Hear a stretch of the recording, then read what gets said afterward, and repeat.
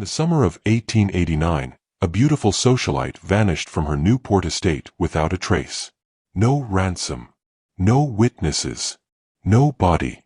Just the sound of the sea, and a single word carved into her bedroom floor. Listening. The church sealed the records. The family name was erased.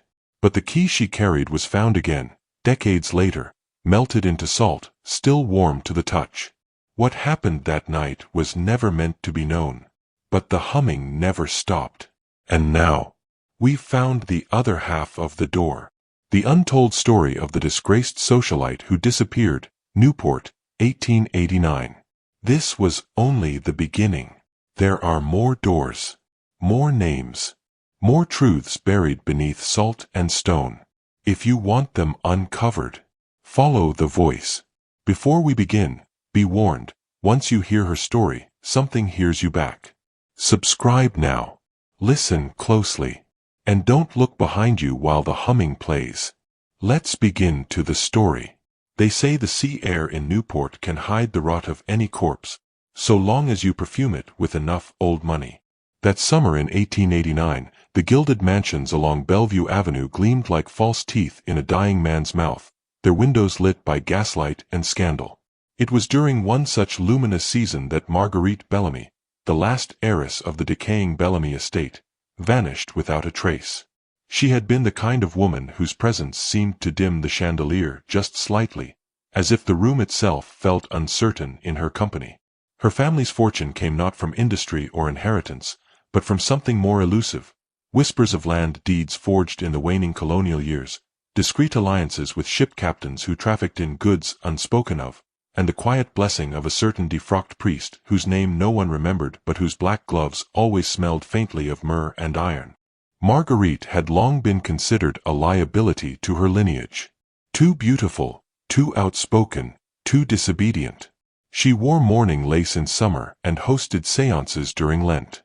The Bellamy estate, high hollow, stood like a wounded animal behind twisted iron gates and overgrown hedges, its foundation sinking into the salt-bitten earth as though trying to bury itself. Locals claimed the house had no true architect, only additions, rooms that were not planned, but simply appeared. The night she vanished was like many others, humid and oppressive, the moon pressed low against the horizon like a watching eye. She had hosted one of her infamous spiritual salons, a gathering attended only by those considered either unspeakably rich or quietly damned. Among the guests, a Portuguese painter who never blinked, a widow who claimed to speak in her dead husband's voice, and a Catholic priest expelled from his diocese under charges of ritual deviation. They met in the conservatory, a room whose windows looked out on the sea but always smelled like old blood. The séance table was an heirloom, carved cherrywood inlaid with a dark mineral that was never identified. Beneath it, carved into the floorboards and obscured by the plush rug, lay a series of arcane symbols that did not match any known language. Marguerite had found them herself in the attic behind a false wall, alongside an unlabeled wax cylinder recording and a small crucifix charred entirely black. Witness accounts, those that survive, speak of the ritual beginning as usual.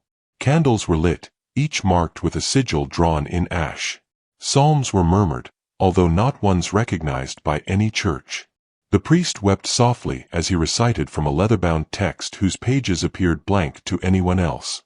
The painter stood facing the wall the entire time, muttering in a tongue that has no vowels. The widow convulsed. Then, silence. What followed was not a scream, not even a gasp.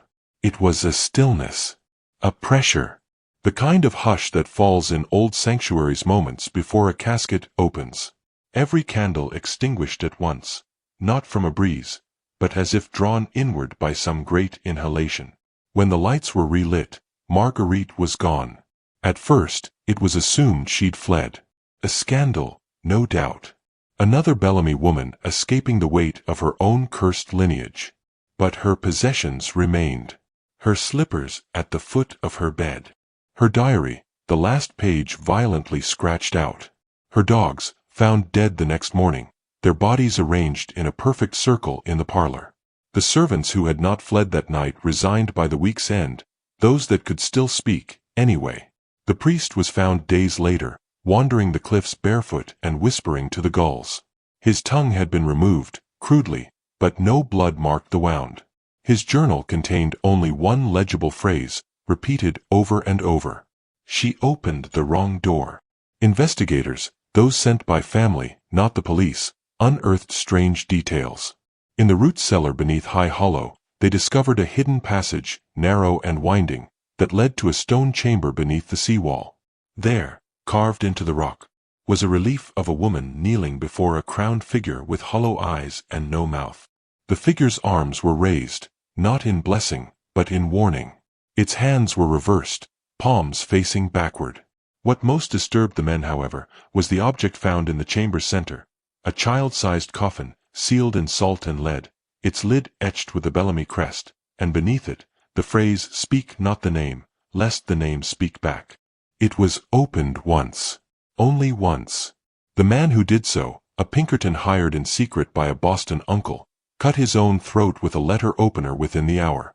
His final words, according to the housekeeper who heard him gurgle them: "She isn't missing. She's listening." Rumors continued for years. That her silhouette had been seen in the attic window during storms. That a faint voice called out from the walls at High Hollow at night, reciting names that no longer belonged to anyone living. That a child was born in secret some 9 months later in the convent nearby, silent, always smiling, and missing all of her fingernails. High Hollow was abandoned within a decade. Today, the ruins remain, half swallowed by ivy and time. The Bellamy name is barely remembered, save in scattered footnotes and letters redacted by the church. But sometimes, on certain summer nights, when the sea air is thick with salt and the moon hangs low, you can hear the old brass bell from the chapel that once stood on the edge of the cliffs. The chapel that burned down before Marguerite was born. And if you're very quiet and very alone, you might hear someone whisper behind you, "I found the door." And worse still, it opened. The whisper is not like breath. It doesn't stir the hairs on your neck or warm the skin behind your ear.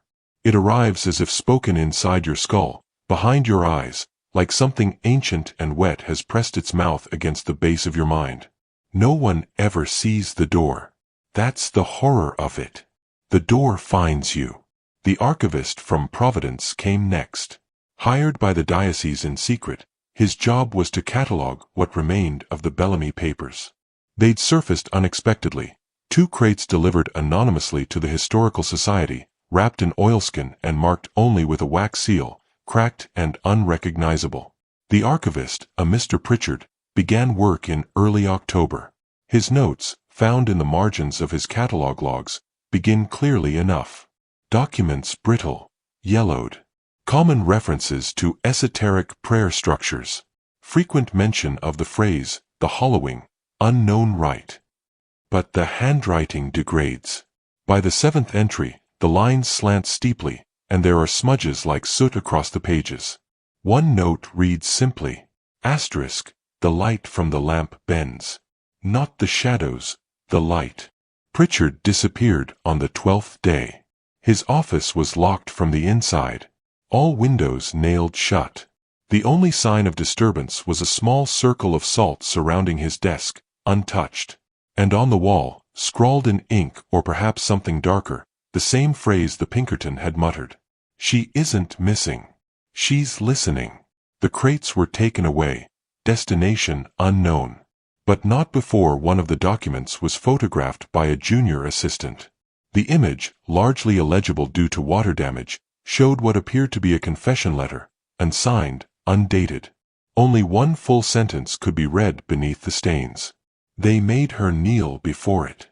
They said the sea would forgive. But the sea is not what watches from below. More details emerged, quietly, from those still willing to speak. A former housemaid at High Hollow, by then an old woman whose hands trembled constantly, claimed she once heard music from the chapel the night before it burned. Not hymns, but something dissonant, metallic, with no rhythm. Like bells underwater. She said she had gone to the edge of the cliff, drawn by the sound, and seen Marguerite walking barefoot along the rocks, eyes closed, lips moving. Behind her trailed a black veil that never touched the ground, and in her hand she held a rosary made of small bones, not carved but grown. When asked why she never spoke up, the old maid only said, "Because I saw something in the waves. It looked at me without eyes." And then she wept until her mouth filled with blood. The Bellamy family line ended, or so we're told. No public records show descendants. But there are whispers, always whispers, of children born near the sea who speak languages no one teaches them. Of certain pews in quiet New England churches that rot faster than the rest. Of confessionals that smell of brine and sulfur, no matter how often they're cleaned. And in Newport, the land remembers. There is a stretch of cliff path the locals will not walk, even in daylight. Birds do not roost there. Dogs howl if brought near. And beneath the waves, divers speak of finding stairs, impossibly old stone steps, spiraling down into the black, choked in seaweed and carved with symbols that twist when looked at too long. No one follows them. Not twice. As for Marguerite, her voice is still heard. Recordings made near the ruins of High Hollow sometimes capture it, barely audible, buried under wind and gull cries, like a hymn sung backward through a wall. One such recording was played on a local radio station by mistake. It aired at 3:17 a.m. and was never rebroadcast. 3 listeners called in. All said the same thing. "Why did she say my name?" The host, a man known for his steady hands and sarcasm, walked into the ocean the following morning. His shoes were found neatly placed at the tide line. And far out, where the sea turns deep and cold, something black shifts beneath the water, slowly, patiently, like a cathedral sinking in reverse. Still listening. Still waiting. For the next door. The one you might open. Some say the door is not made of wood or iron or stone.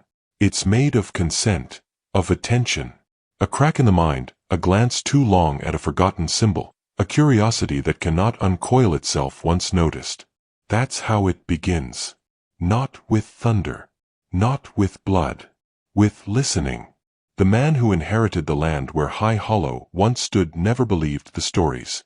A Boston banker, skeptical by trade and upbringing, he purchased the property in 1903, long after the Bellamy name had sunk into rumor. He laughed at the local warnings, called them New England Gothic in a letter to his wife, along with a sketch of the ruined foundation and the overgrown path to the sea. That letter was found in a desk drawer nearly a year later. His body never was. But the house had changed, even in ruin. Workers sent to clear the rubble uncovered something strange. A floor beneath the foundation, perfectly preserved, as if untouched by time or weather. Stone blocks fitted too tightly to be the work of colonial hands, carved with indecipherable lines that seemed to shimmer in lamplight. Some wouldn't go near it. Others lingered. One man, a bricklayer named Alphonse Kitteridge, refused to leave the site. Slept beside the stones. Ate nothing. Spoke to something beneath the cracks. When he was finally removed, his hands were raw, fingertips shredded to bone from scratching at the carvings. All he would say, over and over, was, "She's humming now. She's almost done." The humming became a pattern. Reported by neighbors miles away. Heard faintly in the pipes, the walls, even through closed windows on windless nights. It came from nowhere and everywhere, a low, ancient melody, just off-key, like a choir that had forgotten its God.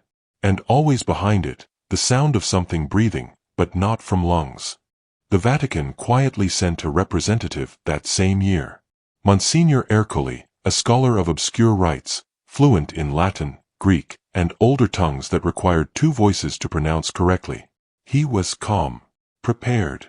He brought a crucifix older than any cathedral in the Americas, carved from a tree that no longer grows. He lasted 3 nights. His final written note, found clutched in his fist, read, "It is not a demon.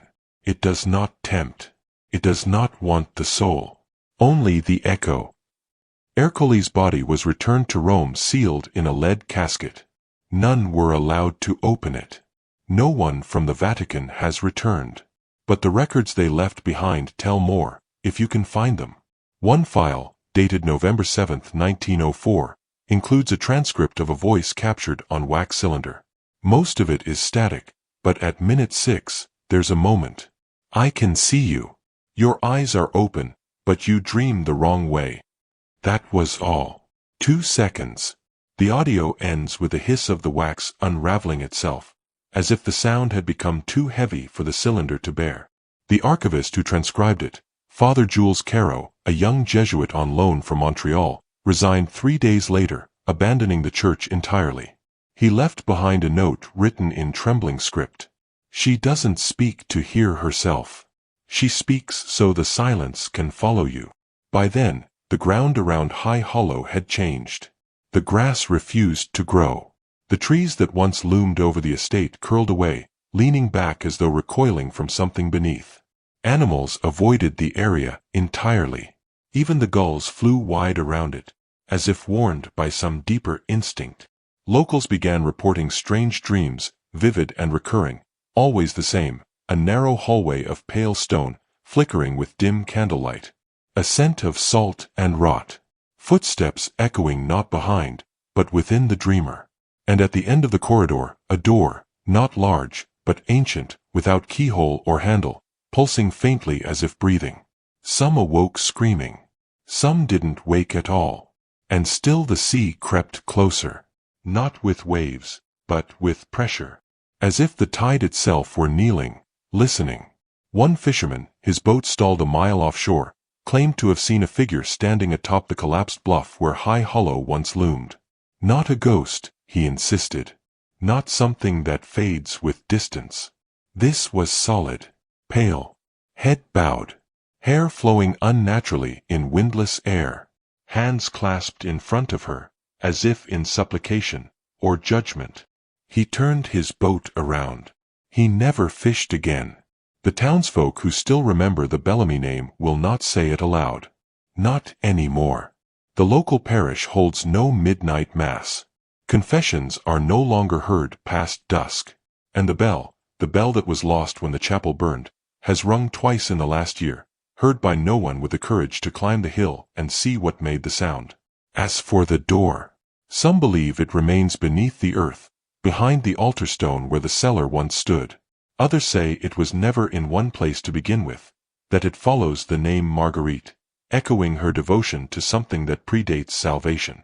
But one account, unconfirmed, redacted from the town records, tells of a child, found on the church steps early one winter morning, barefoot, silent, her eyes impossibly wide and ringed with a pale blue haze. She was wrapped in black lace soaked in brine, and in her small hand she clutched something no one could pry loose. A single bone key, carved with Bellamy sigils. Warm to the touch. The priest who took her in refused to speak of it. He has since gone blind. The girl. She never spoke. Not once.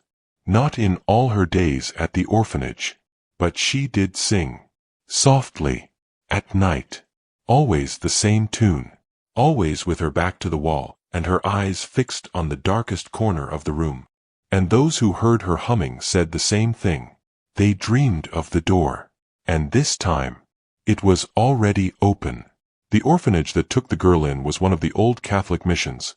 Cold stone, iron crosses, narrow halls lined with portraits of saints whose faces had faded into haunting smudges. It stood near the harbor, built atop what had once been a burial ground for sailors who died nameless and unblessed.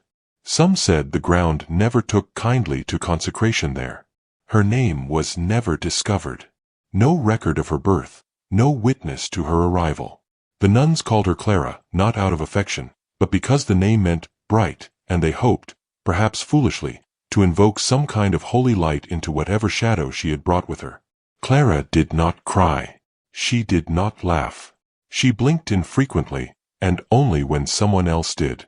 She refused communion, would not kneel, and when one of the sisters tried to force a crucifix into her hand, the iron blistered her palm, but no scream came. Only a single word, whispered into the nun's ear. Backwards. From that day, the sister would not speak again. She spent her remaining years facing the chapel wall, muttering into the bricks, rosary clenched until her fingernails split. The children learned quickly to avoid Clara. Her presence brought the cold, not chill, but a coldness that lived in the joints, the bones, the thoughts. Toys would rot. Dolls' eyes would slide sideways.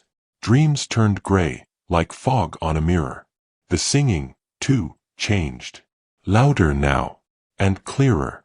The tune had no melody but left an ache behind the ears, as though remembering a funeral one never attended. And still she held the key. An older boy, once emboldened by whispers of dares and childish cruelty, snatched it from her hand during morning prayer. The brass fell to the tile with a chime too deep, too long, for such a small object. By noon, his fingernails had blackened. By evening, his mouth was gone. Skin grown over it, clean as if God had changed his mind about him. Clara said nothing, but she smiled for the first time. After that, the nuns kept her in a separate room, windowless, deep in the cellar, with a crucifix nailed above the door and bowls of holy water left outside that turned cloudy within hours. She did not protest. She waited. And each night she hummed. The priest responsible for the orphanage, Father Alban Druet, began to suffer visions. He confessed them in letters not meant to be read, found only after his suicide, pages soaked with tears and ink, recounting dreams of a woman walking beneath the sea. Not drowning. Walking. Her face veiled. Her hands clasped. The same hum rising from her lips, always louder than the water around her. Always coming closer. He saw staircases submerged in silt, doors carved in bone, and rows of kneeling figures, long decayed, still humming through broken teeth. His final letter ended mid-sentence. She is not waiting to return. She has always been. Clara disappeared 3 days later. No sign of escape. No disturbance. Her room untouched, the crucifix fallen face down. The only thing left behind, the key, now broken in two, its surface worn smooth, as if it had been used. They searched the orphanage. Every hall, every chamber, even the old catacombs sealed since the cholera years. They found nothing. Nothing, except a section of wall deep in the subcellar that was colder than the rest. Older, too. The stone mismatched, cracked, moist. And behind it, not a door, but the absence of one.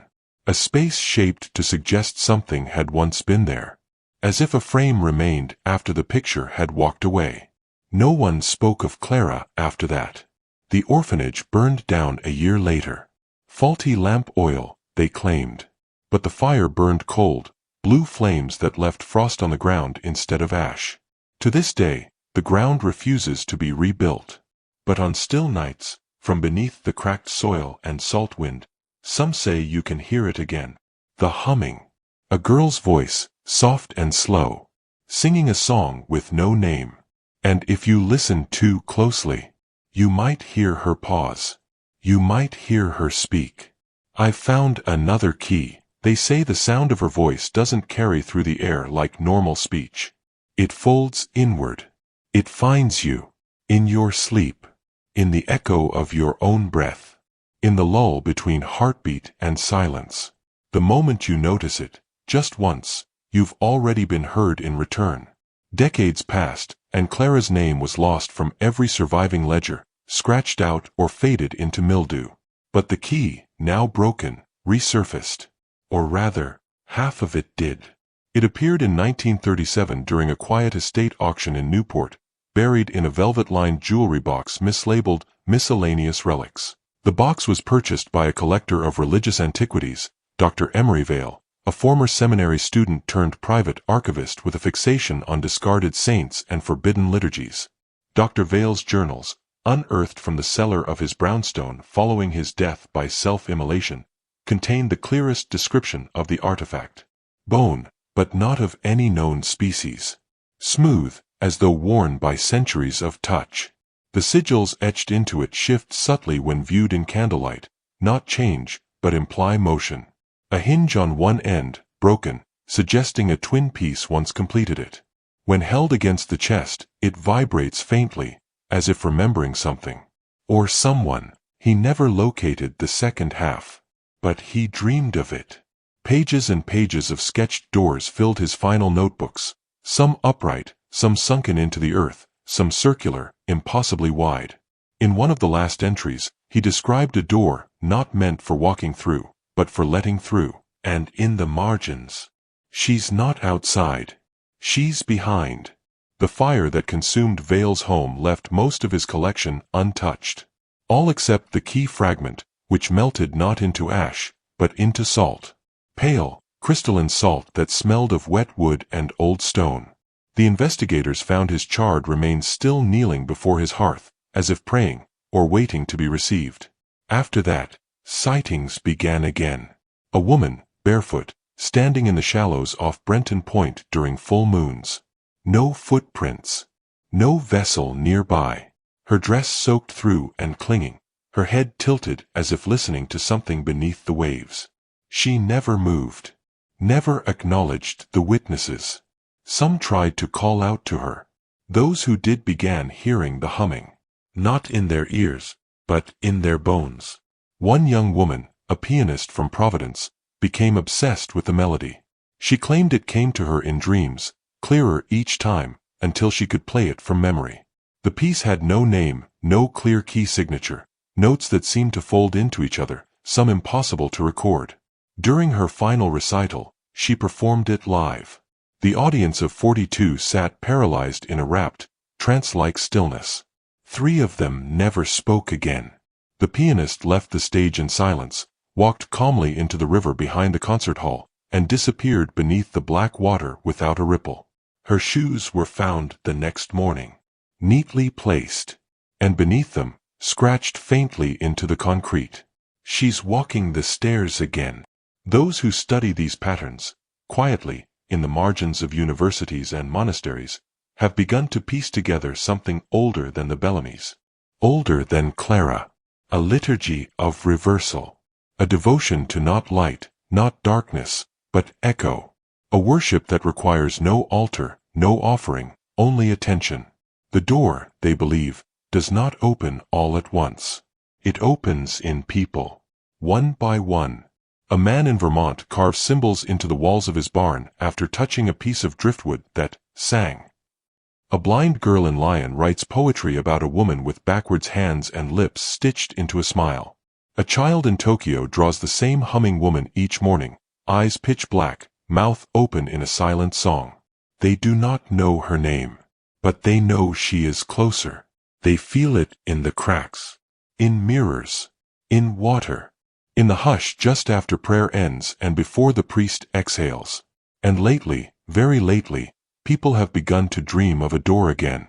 Not broken, not waiting, whole. It stands in a place without light. A room shaped like a chapel, but with no altar, no cross, only depth. No handle, no hinges, only the hum.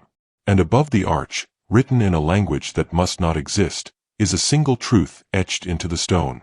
Every key turns once. The second time, it knocks.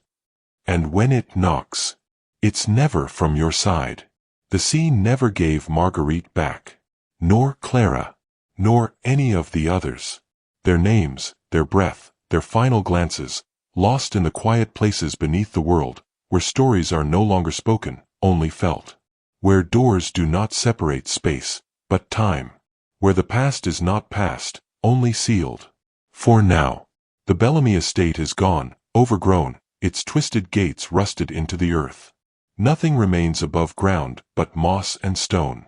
But those who walk the cliffs in silence, those who do not speak, who keep their ears open but their tongues still, sometimes they feel the hum rise beneath their feet, soft as breath in a crypt. It does not warn. It does not plead. It simply waits. And the church no longer investigates. The last letter ever issued by the office of the Devil's Advocate was never sent. It sits, unsealed, in a drawer in Rome, its ink still damp decades later. The page reads, "This is not possession. It is invitation." So the story ends not in fire, not in salvation, but in knowing, in realizing that the door was never built. It was found. And it does not open with force, only recognition. And once you recognize it, once your breath syncs with the hum, you're already facing it. Somewhere deep, behind the world's skin, behind your own reflection, behind the silence that follows your name being whispered when no one is there. There is a step. There is a lock. There is a door. And now, you've heard the key turn.